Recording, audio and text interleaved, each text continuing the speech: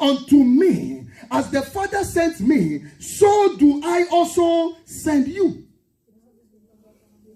So, child of God, our Lord Jesus has sent us not to sleep, but to work. Not to sleep, but to work. Let's see the full scripture. Matthew chapter 28, verses 18 to 20. 28, 18 to 20. The Bible said, and Jesus came and spake unto them, saying, all power is given unto me, in heaven and in earth. Go ye therefore and teach all nations, baptizing them in the name of the Father, and of the Son, and of the Holy Spirit, or Holy Ghost, teaching them to observe all things whatsoever I have commanded you, and lo, I am with you always, even unto the end of the world. Amen. Go ye forth, as the Father sent me, and as the scripture has said, that the Son accomplished every responsibility and work that the Father gave unto him to do. So also our Lord Jesus, our mediator, has also turned the baton to you and me, and is sending us forth out there, that everything written in scriptures, everything he taught us, everything that we should go out there and impact the world and teach the world. Every commandment he gave us, every word of God from the Father he gave unto us, it is our mandate to get out there on the streets, in the workplaces, wherever we find ourselves, and do the work of God. It's our duty. What did he say? He says, I shall be with you. I am going to be with you to the ends of the world. I am going to remain with you. You go out there. As the Father was with me, as I did what the Father was doing, so also as I've commanded you, go out there, and everything that you do, I, your Lord, I shall be with you. I shall be with you. Our Lord Jesus taught us so many things. And some few things I want us to see. Oh, our Lord taught us about the kingdom of God on earth. He taught us, which is, it has pleased the Father to restore to us the lost dominion, any authority given to us in the Garden of Eden, which we lost. Our Lord Jesus came and he taught us about the restoration of the kingdom. So he's saying that you and me, get out there, tell your neighbor, tell your friend, tell that colleague, tell people that you meet about the kingdom of God, that the kingdom that we lost through the disobedience of Adam, the Son of God came on earth, and he has restored that kingdom. So as you sit there, you have the power, you have the dominion. What you cannot do is to sit down and not exercise your authority in Christ. That is unacceptable. As you sit so, as you see yourself so, you are endowed with power. Divinity is behind you. For the Lord gave his word. He said, I shall be with you. Wherever you go, I shall be with you. So you have the power to cast out demons. You have the power to heal the sick. You have the power to talk to the mountain. You have the power to talk to situations. He gave us that authority. He has given us the authority. He has given us the authority. He has given us the power. He said, all powers in heaven and on earth is given unto me. I am sending you as the Father sent me. You go and I shall be with you. Unless you don't believe. Unless you don't believe. Unless you don't believe. He taught us about salvation, which is deliverance from sin and its consequences. He taught us about salvation. He brought us salvation. He died for our sake, and he rose up again. He washed away our sins. The Lord Jesus is saying that get out there and tell people about salvation. Why? For I've given you salvation. Your brother at workplace, that's your neighbor in your house, or your neighborhood, he deserves to know the salvation God has brought unto us. He said we should go. Go. He also taught us about repentance, which is regret of our past and commitment to change. He taught us about repentance. That repent. For the kingdom of God is at hand. Repent. Your Father says, I should remind you that he has sent you forth to go out there and tell neighbors and friends and people around that repent, for the Lord God is coming back again. Say amen. It's coming back again.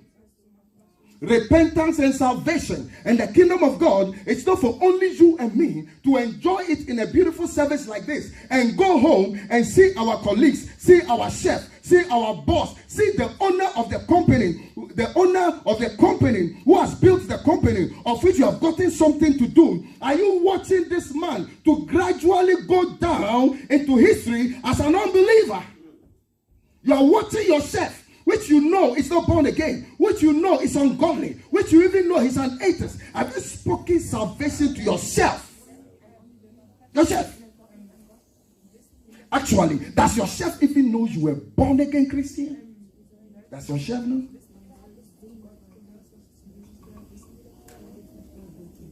Are we sitting down and allow truth creations of God to perish and do nothing?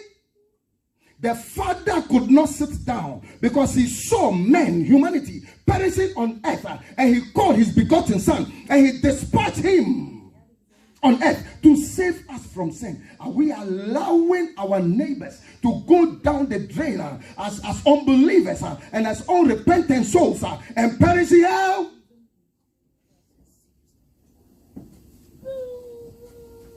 Our Lord Jesus taught us kindness, which is being friendly and generous. Are you exhibiting the qualities of kindness? Your God is kinder. Your God is good. Are you exhibiting the qualities of kindness to a neighbor? When a neighbor sees you, does he see Christ? When you speak to a neighbor, does he see Christ? Has your neighbor ever approached you and said, "My brother, how are you? You seem to be different." As you'll never be that inquisitive to know that which he doesn't know, you know that you have Christ. In fact, if I call your neighbor right now and I say, "Do you know this lady? Do you know this one?" I say, "Yes." "Oh, I've been with him for 3 years. What do you know about him?" What will be the testimony from the mouth of your neighbor? What will be the testimony? What will be the testimony? Our Lord Jesus taught us love, showing affection and care. He taught us love. And he said we should go out there, exhibit love, and preach love. Love. You know something? Our God is so loving that we cannot be children and not know love and share love. And then exhibit affection and exhibit concern and exhibit care and be there for our neighbors. It is not possible to worship this particular God if we don't have that spirit of love. It's not possible. It's not possible.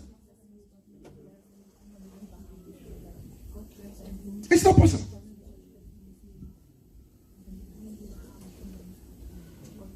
Our Lord Jesus also taught us about forgiveness, which is forgiving each other and being tolerant. Forgiving each other and being tolerant. He taught us also that we should preach forgiveness. We should exhibit forgiveness. We should let it go. We are human beings. We can get mad. But look, don't let the sun go down on your anger. For the Lord God is a forgiving Father. How many times have we not blood washer, Holy Spirit filled, gone against the word and exhibiting some qualities which are not godly? But we do that and we go before him. Oh, we have a forgiving Father, and he'll still forgive us, and we do it again, and he forgives us, and we do it again, and he forgives us. How many times did you forgive that co-worker? How many times? How many times?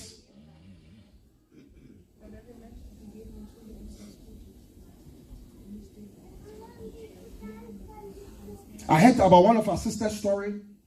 Goes to church, okay, everything is okay. And I hear for 1 year, he has not spoken to the father. Going to 2 years, he has not spoken to the father. And once you mention the father's name to her here, her mood has to change. What spirit is this? This is not the Spirit of God. Your father.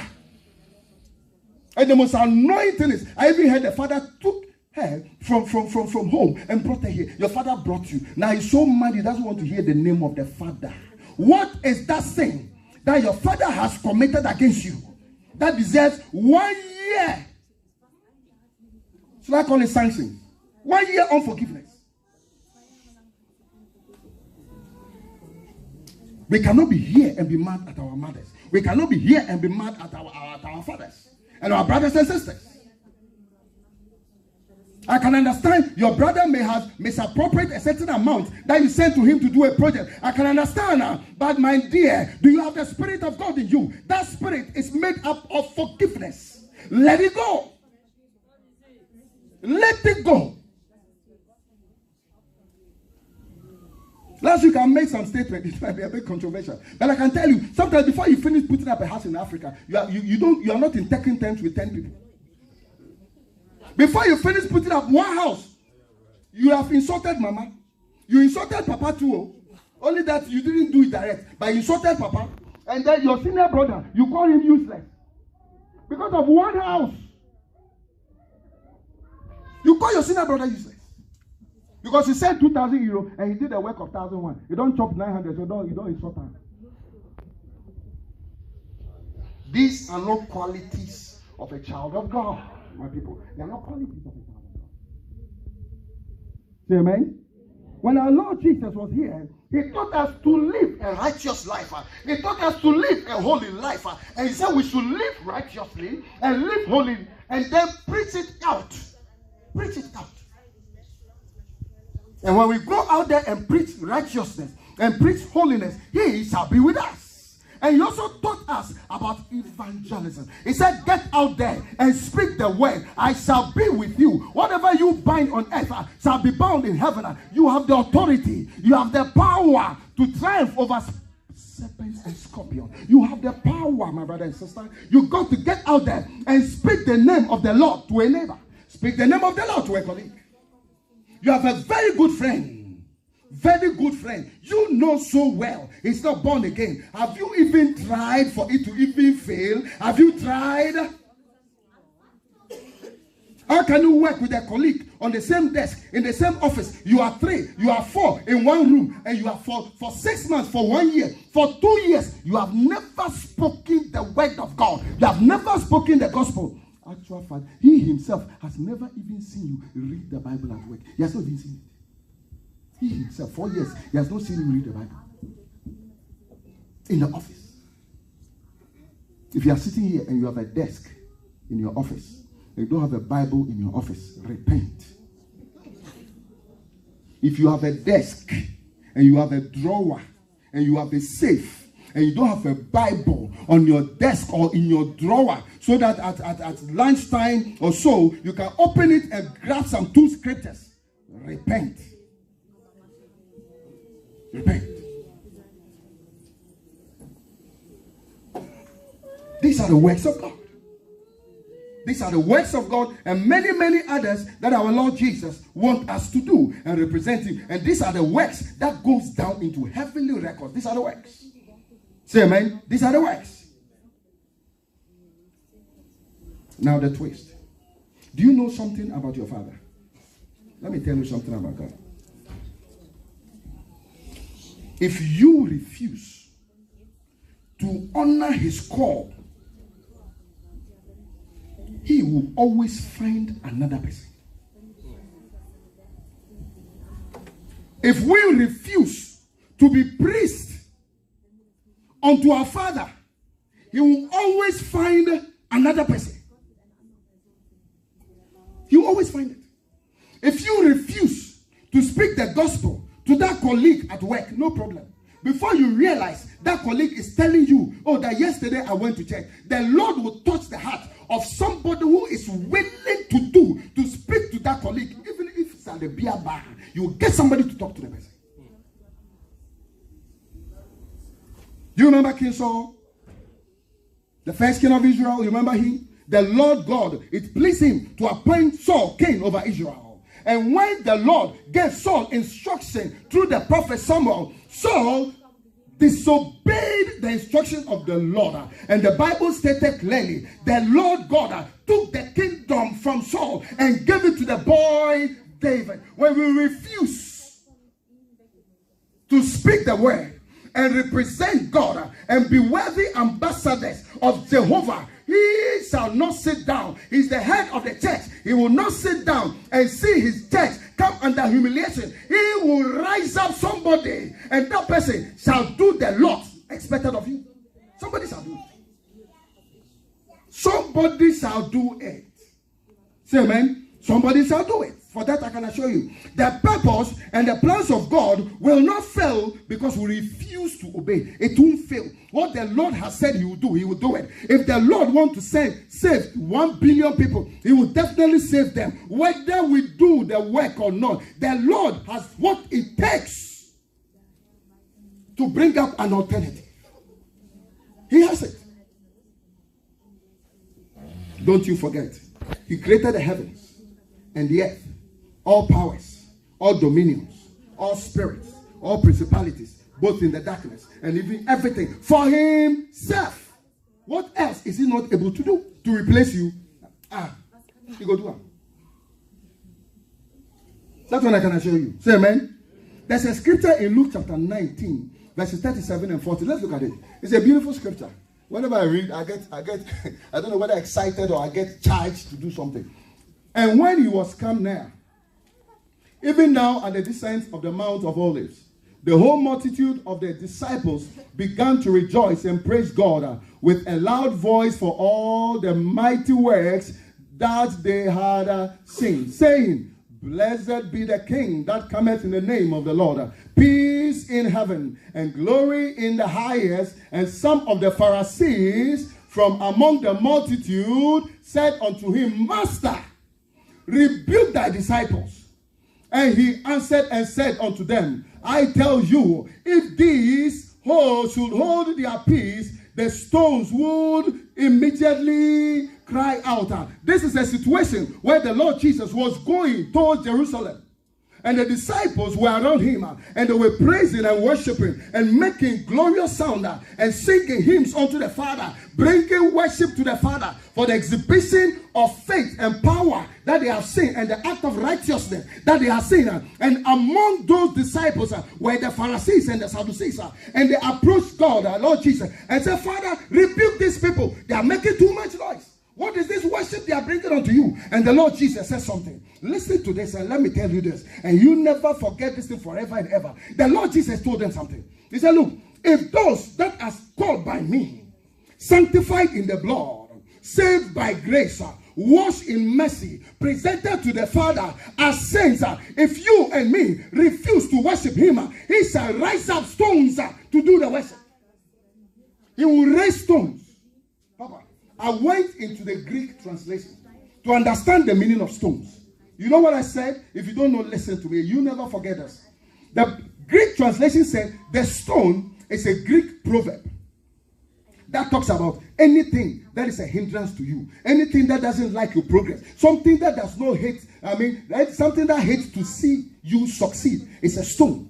And the Lord Jesus said that. Let me tell you the meaning of it. The Lord Jesus said, me standing here, if I'm giving a duty and appointment in the house of God and I refuse to come, he will go to the streets and bring the Muslims and convert them. He will go to the streets and bring the Arabs. You know the Muslim clerics, they are learned. If I refuse to preach, the next time I come to visit Amazing Grace, I will see a Muslim cleric standing here, Holy Ghost filled, blood washer, sanctified, presented before the Father as a saint and appointed by Amazing Grace to preach the gospel. That's the meaning of that scripture. The day the choir refused to sing, and the day the choir refused to vacate their position, I see my Lord Jesus. Let me tell you what to do. You will go to the clubhouse and you wash down those prostitutes and those who hate the name of the Lord. It shall bring them to church. They shall join the choir. And when we get 5 prostitutes singing in this choir, they will move mountains. Those girls are radicals. They will move mountains. They will move mountains. If you and me refuse to worship, God will raise stones.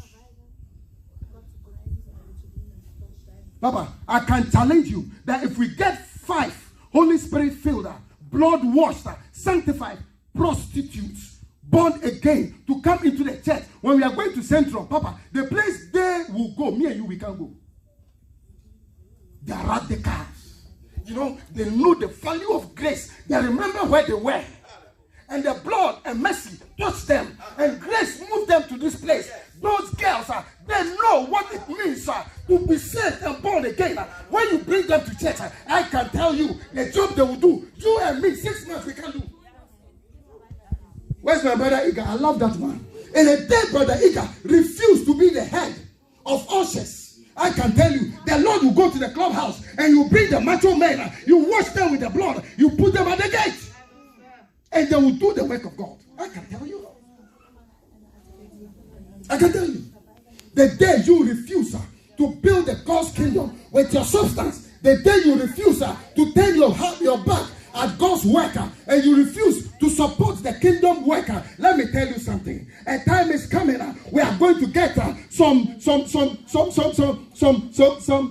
Arabic oil gurus. When they come to church, they won't remove notes. They'll just be signing checks. Papa, I give you a prophecy with my full eye open. A time is coming. The Lord shall raise financiers from the streets and corners, and the church will have no problem with finance. They will not give offering in notes. They will give offering in checks. If you and me refuse to bring an offering and build the kingdom of God, the Lord shall raise up industrial gurus. And 10,000 euro will be that they forgot to bring money. 10,000 euro. When they are coming to church, they will bring 10,000 euro. You tell the wife, my dear, I forgot to take my checkbook. Let me check what is in the car. 10,000 euro. It will be in this thing. You check and see. The time is coming. Amazing grace. Amazing grace will be all over the place. When you and me refuse to do God's work, the God's job, it will not die. The Lord shall bring a replacement. Do you remember what Mordecai told Esther? If you don't help the Jews, and the Jews are destroyer, in Esther chapter 4, if you sit down there in the palace and see the Jews destroyed, let me tell you something. Destruction will not come. There will be an uplifting, and the Lord shall lift up somebody and shall come to the help of the Jews. And you, Esther, you and your family, you shall perish in that palace. He told Esther, you can come and help. If you like to, don't come.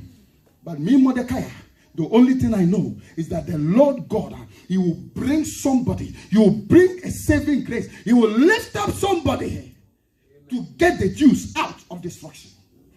Born again, Holy Spirit filled, tongue-stopping, charismatic Christians, I dare you this morning that the work of God that Father has bestowed unto us, if we refuse to do, He's the head of the church. You will not sit down and see the church disgraced. You will not sit down and see the church humiliated. He will not sit down and see the church embarrassed. If we refuse to do God's work, the Lord shall lift up stones. He shall bring unbelievers. He shall give repentance to the Arabs. He shall give repentance to the Muslims. He shall go to the streets and recruit the DJs to come. And can you imagine this?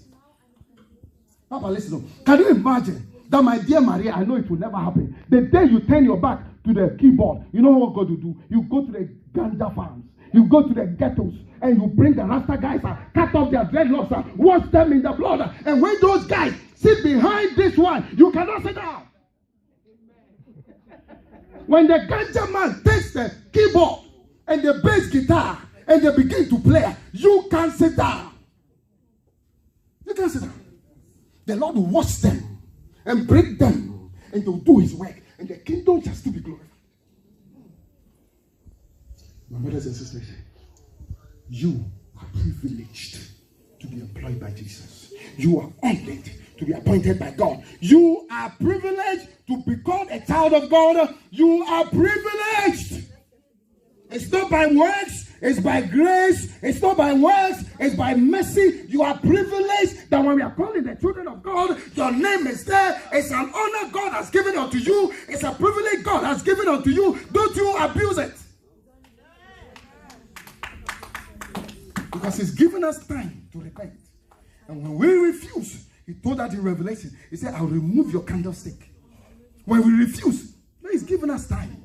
Oh, He's given us time. Oh, He's given us time. You know why? He's kind. He's merciful. He's good. In His kindness, in His goodness, in His mercy, He's given us time to come to repentance. If we refuse to repent, He will remove the candlestick and He will go to the streets and bring unbelievers, wash them in the blood, and let them do God's work. Don't forget, it is your Father who has the heart of of man in his hand, and he turns it in any direction that he wants. He can turn the heart of a spinner who was at the club yesterday, fully drunk. Today, he can turn his heart and come and spin in the church.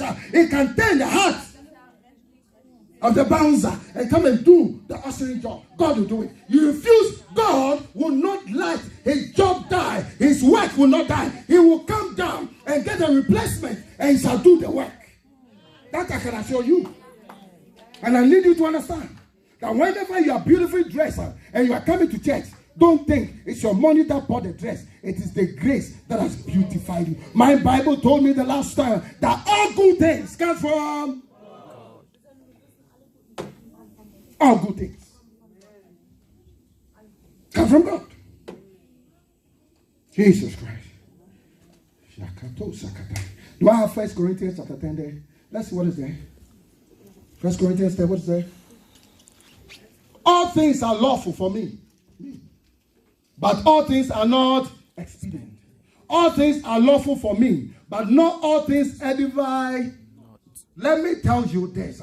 It is not everything that we do. You say you have the right as a child of God, as an adult. You can do everything you want. But I need you to understand, it's not everything that is beneficial. It's not everything that is profit. The only thing that is profitable is the work of God. Every other thing is a matter of time. It shall see destruction.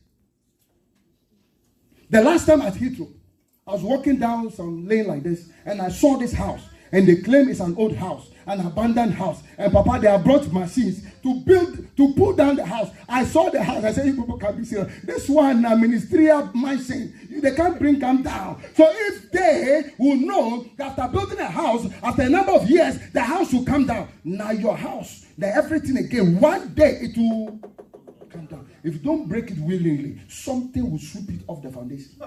Something. It's good to be beautiful in the house.